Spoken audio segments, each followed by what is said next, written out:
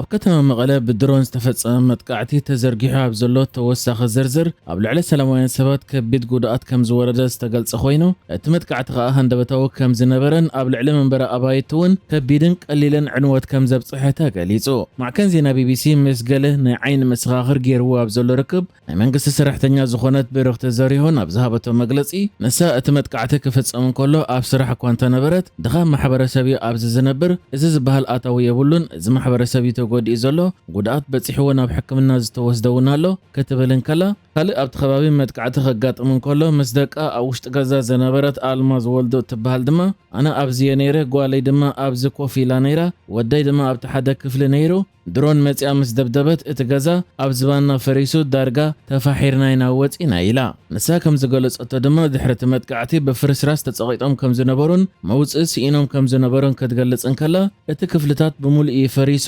መውፅእ ሲኢና ነርና ኢላ። ኣብ ሆስፒታል ዓይድር ኣተሓባሪ ክፍሊ ጽኑዕ ክንክን ብርሃኑ ሃይለማርያም ሂቡ ኣብ ዘሎ መግለጺ ድማ በቲ መጥቃዕቲ ጉድኣት ዝበጽሖም 14 ሰባት ናብ ሆስፒታል ከም ዝኣተውን 3 ሰባት ብከቢድ ቆሲሎም ምህላዎም ገሊጹ። ካብቶም ሕክምናዊ ደገፍ ዝግበረሎም ዘሎ ግዳያት እቶም 5 ህጻናት ምዃኖምን እቲ በዓል ስልጣን ናይቲ ሕክምና ኣረድዮ። ኣብ ጉዳይ ትግራይ ዝተፈላለየ ትንተናታት ድህብ ከምኡ ድማ ብቐረባ ዝከታተሎ ኣብ ኦስሎ ኖርዌይ ኒው ዩኒቨርሲቲ ኮሌጅ ዞባዊ ተመራማሪ ዝኾነ ሸተል ትሮንቮል ናጃንስ ፍራንስ ፕረስ ብዛዕባ እዚ ፍጻሜ ሂቡ ኣብ ዘሎ ሓበሬታ እቲ ናይ ሰብ ኣልቦ ነፈርቲ መጥቃዕቲ ንሲቪላውያን ዘይኮነስ ንላዕለዎ ሰብ ስልጣን ሕወሓት ዕላማ ዝገበረ ክኸውን ይኽእል ኢሉ። እዚ ተመራማሪ ኣብ መግለጺ ቀጺሉ መንግስቲ ኣብ ልዕሊ ሕወሓት ከቢድ ስጉምቲ ክወስድ ድልው ምዃኑ ዘርኢ ብምባል ድማ ነቲ መጥቃዕቲ ገሊጽዎ። ቤት ጽሕፈት ርክባት ትግራይ ድሕሪ እቲ ፍጻሜ ኣብ ዘውፅኦ ዕላዊ መግለጺ ስርዓት ብልጽግና ከካይዶም ዝቐነየ ደብዳባት ድሮንን ኣየርን ብምቕጻል ሎሚ ረፋድ ኣብ መቐለ ናይ ድሮን ደብዳብ ኣካይዶ ኣሎ ድሕሪ ምባል ካብዚ ብምብጋስ መላእ ህዝብና ኣብ ዝገብሮም ኩሎም ዓይነታት ምንቅስቓስ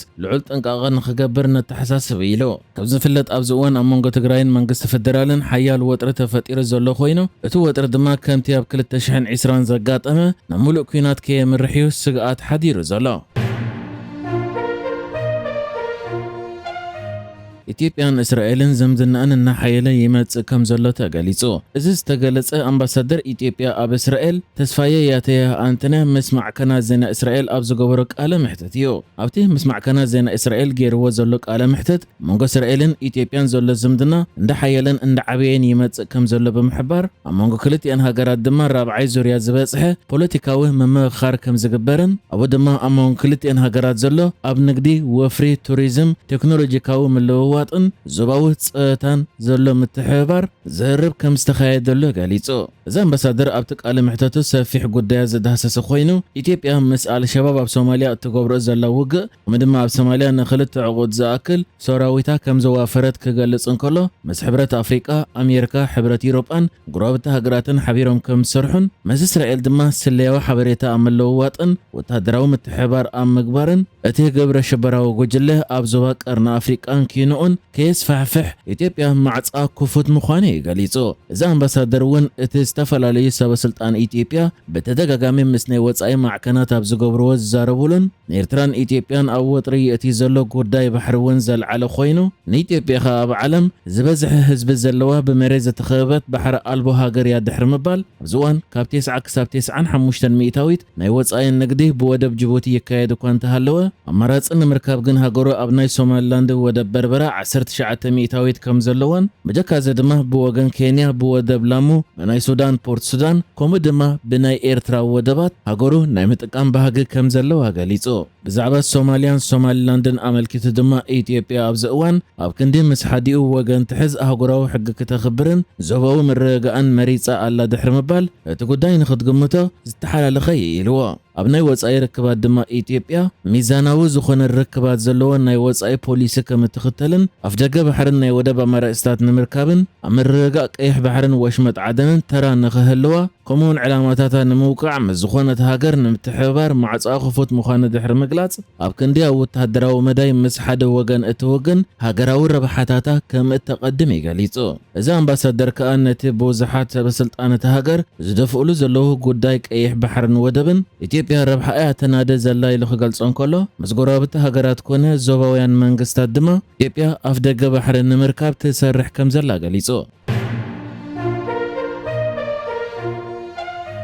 مستعطو جوجل حوتي أب قيح بحري بفلاي دما أباب المندب أوريدو وزله تاو سقات بزتحاز قداي باب المندب كساب زقدت كنت صبايا يبلنان بمبال جيبوتي أتنكيغا ازمت انقاطها زوات زلو منيستر قطبان فاينانسن جيبوتي إلياس موسى دوالة أب أديس فورتشون تبهال مع كنزينا بزعبتي أباب المندب أقات إمزولو تاو وطر أملكيتو أب زرقوحة صحف أباب المندب أب العلم مراخب زقبر زلو متقعتي ومدماك أرسنا مراخبن بسنكا بالعلم مراخب زقبر متقعتي زقات إمزولو كبابيا وحدقان نتمت أبو أب كبير حدقا أو ريدو ألو دحر مبال وتهدرو فتحت رايزي كونه نباري بوليتيكاون تاون مرحا منقد زلو فتح كركبولو ألو بمبال بجكاتن نقيح بحر زداوبات زلوها هاجرات علم لخايان رئيس حيالان كومدما صلوا زلوان كينو جيوغرافاوي قربت نايت مسمر زخيد زلوها هاجرات إذن نخحو وسايو تصاوعيت أغريب وزلا كمز فلت مقودايك أيح بحر بزملكات كم يرتران قبس انزا مسلام مست بحر زداوبا هاجرات قودايك أيح بحريك مست بحر زيد داوبا هاجرات إذن كأتوالي يبلن زبل مرقص زلوان كوينو إذن جيبوتي منيستر قوت أبان فاينانسنجن نقداي متصاوبة باب المندب نمفتح كينو هاجرات كأيح بحري رئيس حيالان عالمنا كومدما صلوا زلوان كابت خبابقن بجيوغراف الزراحة هاجراتون إذن كأتوايت أوعيت أغريب وزلا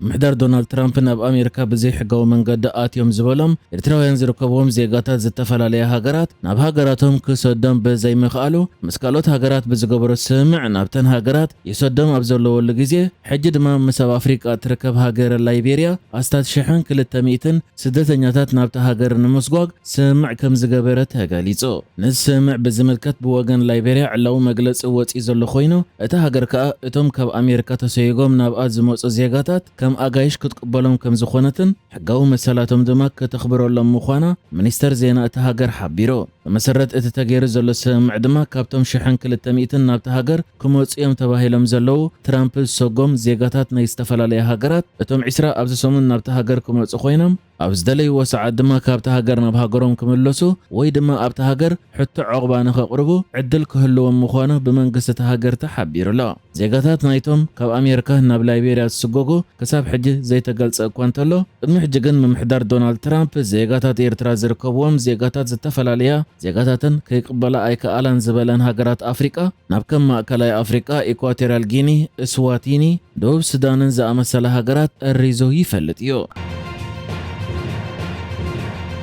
نحجز تدالو الزيناتات ازينيرو بكالك ساب نرغب سلام نعخم